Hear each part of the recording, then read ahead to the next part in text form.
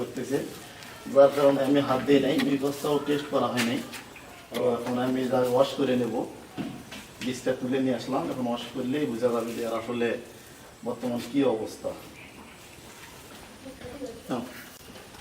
আসসালামু আলাইকুম দর্শক মণ্ডলী, আজকে আমাদের খামারে একটা বকনা গরুকে আমরা প্রজনন করব। অনেকেই গরুর কৃত্রিম প্রজনন সম্পর্কে পুরোপুরি ধারণা নাই, তো তাদেরকে ক্লিয়ার করব কিভাবে গরুর প্রজনন করা হয়, আসলে গরুর প্রজনন করার সঠিক সময়, বয়স বিস্তারিত আলোচনা করব এই ভিডিওতে। তো আমি কাজটা করতেছি, আপনারা দেখুন আমার হাতে রয়েছে এটা একটা পানির মগ, এই মগে রয়েছে 101 ডিগ্রি তাপমাত্রায় গরম পানি। তো এই হচ্ছে পানি। তো আমরা এখন আমাদের খামারের বকনা গরুটাকে প্রজনন করব। তো এই ক্যানে রয়েছে নাইট্রোজেন গ্যাস এবং এআই করানোর জন্য বীজ। তো এই যে গ্লোভসটা আমি পরে নিলাম, হ্যান্ড গ্লোভস। এখন আমাদের খামারের গরুটাকে আমরা প্রজনন করাবো।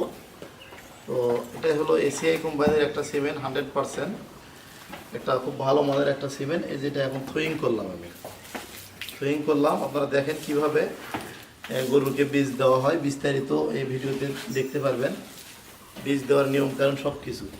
তো আমরা এই যে শীট এবং এআই গানটা গরম পানিতে চুবাই নিলাম, জীবাণুমুক্ত করে নিলাম আর কি।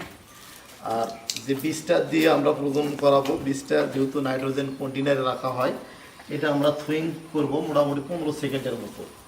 তো মোটামুটি থ্রোয়িংয়ের কাজ আমার শেষ হয়ে গেছে। তো এখন এই বীজটা আমরা পুশ করব। পুশ করার পর আমরা বিস্তারিত বীজ সম্পর্কে কথা বলবো এই ভিডিওতে। তো আপনারা দেখতে থাকুন।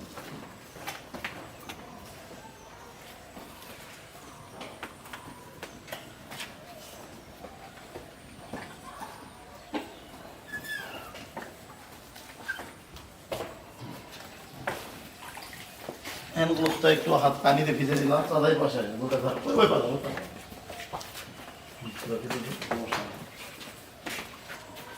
তো এটা খুবই ভালো মানের একটা ফ্রিজিয়ান 100 একটা বকনা। তো এটা হিট আসছে খুব ভোরবেলা।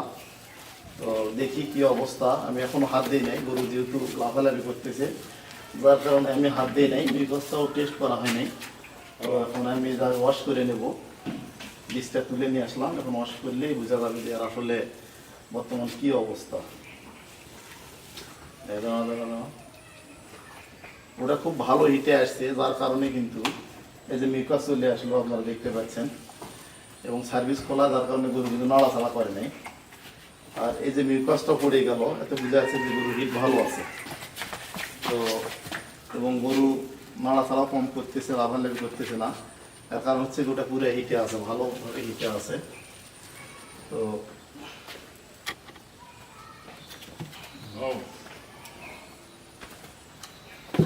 দাঁড়া দাঁড়া দাঁড়া দাঁড়া দাঁড়া দাঁড়া দাঁড়া, সার্ভিস খুব সুন্দর আছে, সার্ভিসও ভালো আছে গরুটা। দাঁড়া দাঁড়া দাঁড়া দাঁড়া দাঁড়া,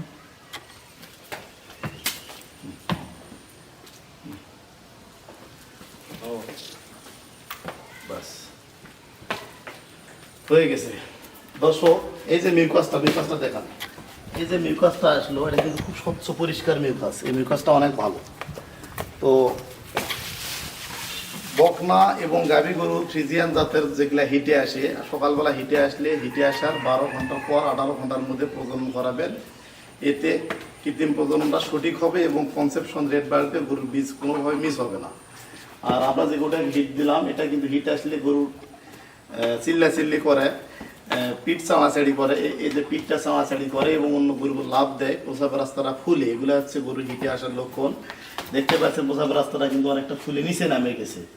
তো আর যখন আমরা প্রজনন করালাম, বীজ দেওয়ার সময় দেখলেন যে গরুটা সাড়ে দিন হয়ে গেছে, গরুটা কোনো প্রকার লাফালাফি করে নাই, লাফালাফি নাই, মানে ভদ্র, হাত দেওয়া মাত্র গরুটা শান্ত হয়ে গেছে, কারণ গরুর জাত মান ভালো এবং হিটটা সঠিক আসছে। তো আমরা এটাকে এসিআই কোম্পানির 100% একটা বীজ দিলাম। আর এটা মোটামুটি বীজ দেওয়ার 21 দিন পর বোঝা যাবে যে গরুটা আসলে কনসেপ্ট করলো কিনা। যদি বীজ কনসেপ্ট করে সেই ক্ষেত্রে আর হিটে আসবে না। তারপরও 3 মাস পর অভিজ্ঞ এআই কর্মী দ্বারা প্রজনন করার গরুটাকে টেস্ট করা দরকার, করে শিওর হতে হয়। তো গরুটাকে আপনারা যখন যে কোনো গাভী বা বকনাকে বীজ দিবেন, বীজ দেওয়ার আগ মুহূর্তে কৃমিনাশক ডোজ দিবেন, কৃমিনাশক ডোজ দিয়ে কৃমিমুক্ত করবেন, তারপরে গরু হিটে নিয়ে আসবেন। হিটে আনার পর গরুকে আপনারা প্রজনন করবেন, এই ক্ষেত্রে বীজ মিস হবে না। আর সঠিক সময়ে প্রজনন, 12 ঘন্টার পরে প্রজনন, অভিজ্ঞ ইয়াই কর্মীর দ্বারা প্রজনন এবং পানির তাপমাত্রা এবং বীজ দেওয়ার সঠিক নিয়ম, এই সব কিছু মেনটেন করতে হবে, এক্ষেত্রে গরুর বীজ মিস হয় না। তো দর্শক, এটাকে আমরা এসিআই কোম্পানির একটা ভালো মানের বীজ দিলাম। এটা খুবই একটা হাই পার্সেন্টেজের একটা বকনা, এটার বয়স মোটামুটি 16 থেকে 17 মাস। এটা আলহামদুলিল্লাহ অনেক জাতমান পার্সেন্টেজের বকনা। এটা মোটামুটি 5 লাখ টাকা রেঞ্জের একটা গাভী হবে, এই কোয়ালিটির গাভী। এটার মায়েরও দুধ ছিল 38-37 লিটার, খুবই জাতমান কোয়ালিটি। এই বকনাটা আমি এর মায়ের রেকর্ড দেখে যাচাই বাছাই করে নিয়ে আসছি। তো এটা আমরা এই জন্য লালন পালন করতেছি, যেটা গাভী তৈরি করবো। তো সকলে ভালো থাকবেন, সুস্থ থাকবেন। আসসালামু আলাইকুম।